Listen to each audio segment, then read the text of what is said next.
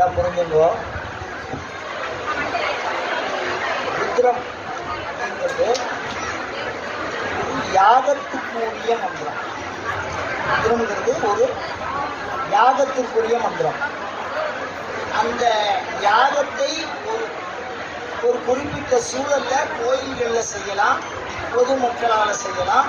அந்த யாகத்திற்குரிய மந்திரத்தை சொல்றதா சொல்லியிருக்கான். இப்போ ஒரு வீட்டுக்குள்ள சாமி தேவதை, அவர் சொல்றது வந்து ருத்ரம்ங்கிறது ஒரு தேவதை, லலிதாங்கிறது ஒரு தேவதை, மகாவிஷ்ணுங்கிறது ஒரு தேவதை.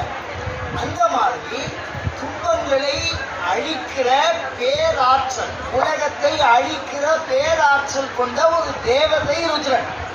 அந்த ருத்ரத்தை வீட்டுக்குள்ள இருக்கிறவங்க, அதாவது மிலிட்ரி போஸ்ட், சில பேர் வேலை செய்யக்கூடாது.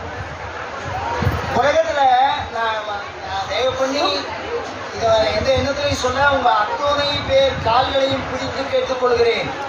சில பேர் வேலை செய்யக்கூடாது. மிலிட்ரிக்காரெல்லாம் நாட்டுக்குள்ள வரக்கூடாது. மிலிட்ரி வெளியில அனந்த பக்கம் தான் போகணும், எதிரியை தான் அழிக்கணும். ஏதாவது ஒரு பெரிய கலாட்டானா அவனை எங்கே கூட்டிட்டு வரணும், வீட்டுக்குள்ள கூட்டிட்டு வரணும். அந்த மாதிரி இந்த பிணத்தை எரிக்கிற வேலையை நீங்க செய்வோம், சம்பளம் கொடுக்கக்கூடாது. கொடுத்தா என்னாகும்? எரிக்கிறவங்க சம்பளம் உண்டு, அப்படி கொடுத்தா சந்தோஷப்படுவோமா? நம்ம சந்தோஷப்பட மாட்டோம். சில விஷயம் வளரக்கூடாது.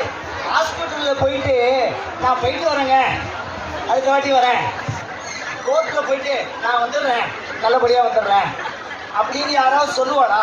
அந்த மாதிரி ஒரு ருத்ரன் ஒரு மகாதேவதை, சர்வநாசம் பண்ணக்கூடியவன், சமஸ்த பாவத்தையும் அழிக்கக்கூடியவன். அவன் ஒரு வீட்டுக்குள்ளே எதுக்கு வரணும்? ஒரு சட்டம் பாருங்க, ஒரே ஒரு சட்டம்.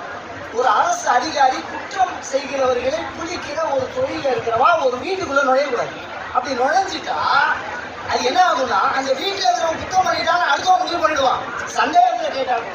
அதனால ருத்ரன் மகாதேவதையா இருக்கிறதுனால நம்ம வேண்டாம் பரிந்துரை பண்ணோம். இதுல பெண்களுக்கு அப்படிங்கிறதுல எந்த சட்டமும் நான் இப்ப பெண்களை முன்னிலை படுத்தலை. ருத்ரன் யார வேணா இருங்க. ஒரு வீட்டு தெய்வத்தை நீங்கள் வளர்க்கிறீர்கள், வீட்டு வழிபாட்டை நீங்கள் வளர்க்கிறீர்கள். அதுல நீங்க மகாவிஷ்ணு மகாலட்சுமி உள்ள வரணும். அப்படிதான் மூதேவி சாயந்தரம் வெளில போகும். அவளை வாங்க கூப்பிட்டு இவ்வளவு வெளில தள்ளுற மாதிரி ரௌத்திரமான விஷயத்தை நாம எதுக்கு பண்ணணும்?